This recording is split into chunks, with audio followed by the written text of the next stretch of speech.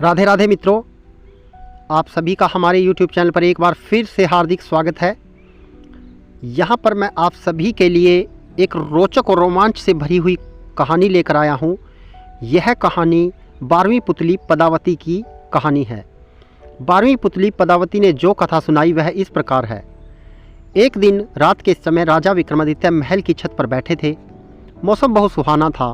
पूनम का चांद अपने यौवन पर था तथा सब कुछ इतना साफ साफ दिख रहा था कि मानो दिन हो। प्रकृति की सुंदरता में राजा एकदम खोए हुए थे। सहसा वे चौंक गए। किसी स्त्री की चीख थी। चीख की दिशा का अनुमान लगाया। लगातार कोई औरत चीख रही थी और सहायता के लिए पुकार रही थी। उस स्त्री को विपत्ति से छुटकारा दिलाने के लिए विक्रम ने ढाल तलवार संभाली और अस्तबल से घोड़ा निकाला। घोड़े पर सवार हो फौरन उस दिशा में चल पड़े। कुछ ही समय के बाद वे उस स्थान पर पहुँचे। उन्होंने देखा कि एक स्त्री बचाओ बचाओ कहती हुई बेतहाशा भागी जा रही है और एक विकराल दानव उसे पकड़ने के लिए उसका पीछा कर रहा है। विक्रम ने एक क्षण भी नहीं गंवाया और घोड़े से कूद पड़े। युवती उनके चरणों पर गिरती हुई बचाने की विनती करने लगी। उसकी बाहें पकड़कर विक्रम ने उसे उठाया और उसे बहन संबोधित करके डांडस बांधने की कोशिश की। उन्होंने कहा कि वह राजा विक्रमादित्य की शरणागत है और उनके रहते उस पर कोई आंच नहीं आ सकती। जब वे उसे दिलासा दे रहे थे तो राक्षस ने अट्टहास लगाया। उसने विक्रम को कहा कि उन जैसा एक साधारण मानव उसका कुछ नहीं बिगाड़ सकता और उन्हें कुछ ही क्षणों में पशु की भांति चीर फाड़ कर रख देगा। ऐसा बोलते हुए वह विक्रम की ओर लपका। विक्रम ने उसे चेतावनी देते हुए ललकारा। राक्षस ने उसकी चेतावनी का उपहास किया। उसे लगा रहा था कि विक्रम को वह पल भर में मसल देगा। वह उसकी ओर बढ़ता रहा। विक्रम भी पूरे सावधान थे। वह जो ही विक्रम को पकड़ने के लिए आगे बढ़ा, विक्रम ने अपने को बचाकर उस पर तलवार से वार किया। राक्षस भी अत्यंत फुर्तीला था। उसने पैंतरा बदलकर खुद को बचा लिया और भिड़ गया। दोनों में घमासान युद्ध होने लगा। विक्रम ने इतनी फुर्ती और चतुराई से युद्ध किया कि राक्षस थकान से चूर हो गया और स्थिर पड़ गया। विक्रम ने अवसर का पूरा लाभ उठाया तथा अपनी तलवार से राक्षस का सिर धड़ से अलग कर दिया। विक्रम ने समझा राक्षस का अंत हो चुका है, मगर दूसरे ही पल उसका कटा हुआ सिर फिर उसकी जगह आ लगा और राक्षस दुगने उत्साह से उठकर लड़ने लगा। इसके अलावा एक और समस्या हो गई। जहां उसका रक्त गिरता वहां एक और राक्षस पैदा हो गया। राजा विक्रमादित्य क्षण भर को तो चकित हुए, किंतु विचलित हुए बिना एक साथ दोनों राक्षसों का सामना करने लगे। रक्त से जन्मे राक्षस ने मौका देखकर उन पर घूसे का प्रहार किया तो उन्होंने पैंतरा बदलकर पहले वार में उसकी भुजा और दूसरे वार में उसकी टांगें काट डाली।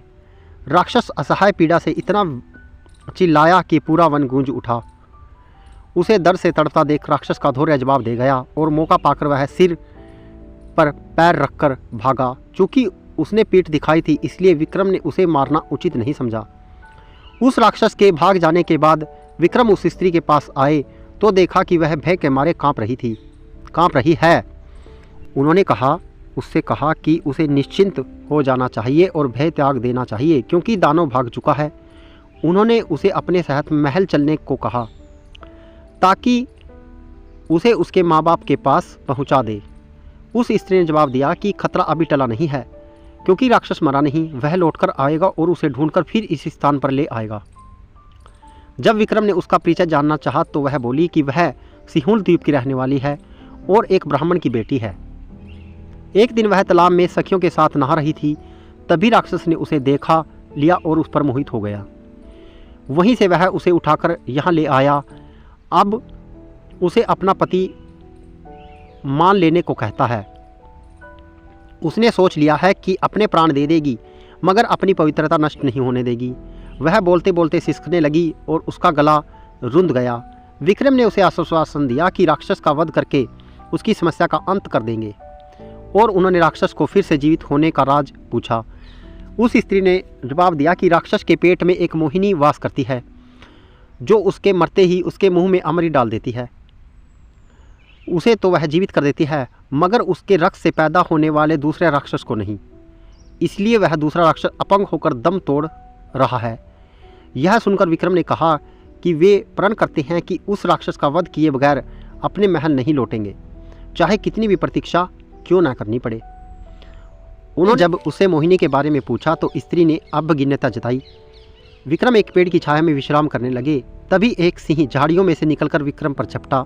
चूंकि विक्रम पूरी तरह चौकन्ने नहीं थे, इसलिए सिंह उनकी बाह पर घाव लगाता हुआ चला गया।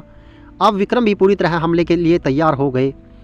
दूसरी बार जब सिंह उनकी ओर झपटा तो उन्होंने उसके पैरों को पकड़कर उसे पूरे जोर से हवा में उछाल दिया। सिंह बहुत दूर जाकर गिरा और क्रुद्ध होकर उसने गर्जना की। पहले ही पल सिंह ने भागने वाले राक्षस का रूप धर लिया। अब विक्रम भी समझ में आ गया कि उसने छल से उन्हें हराना चाहता था। वे लपककर राक्षस से भिड़ गए। दोनों में भीष्म युद्ध शुरू हो गया। जब राक्षस की सांस लड़ते लड़ते फूलने लगी तो विक्रम ने तलवार उसके पेट में घुसा दी। राक्षस धरती पर गिरकर दर्द से चीखने लगा। विक्रम ने उसके बाद तलवार से उसका पेट चीर दिया। पेट चीरते ही मोहिनी कूदकर बाहर आई और अमृत लाने दौड़ी। विक्रम ने बेतालों का स्मरण किया और उन्होंने मोहिनी को पकड़ने का आदेश दिया। अमृत न मिल पाने के कारण राक्षस तड़पकर मर गया। मोहिनी ने अपने बारे में बताया कि वह शिव की गणिका थी, जिसे किसी गलती की सज़ा के रूप में राक्षस की सेविका बनना पड़ा। महल लौटकर विक्रम ने ब्राह्मण कन्या को उसके माता पिता को सौंप दिया और मोहिनी से खुद विधिवत विवाह कर लिया।